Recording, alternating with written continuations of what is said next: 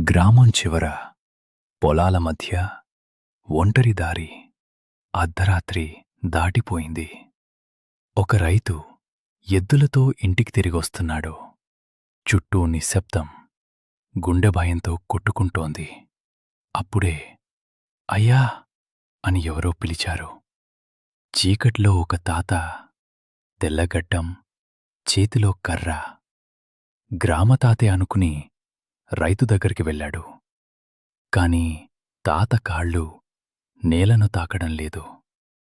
తాత నవ్వుతూ అన్నాడు, నన్ను చూసిన వాళ్ళు ఇంటికి తిరిగి వెళ్లరు. భయంతో రైతు కళ్ళు మూసుకుని గట్టిగా అరవలేదు. కాని హృదయం నుంచే జపించాడు, జై హనుమాన్, జై జై హనుమాన్. ఒక్కసారిగా గాలి ఆగిపోయింది. చీకటి తగ్గిపోయింది. ఉదయం. రైతు, ఎద్దులు మూకుమ్మడిగా ప్రేమగా ఒకర్నొకరు హత్తుకున్నారు.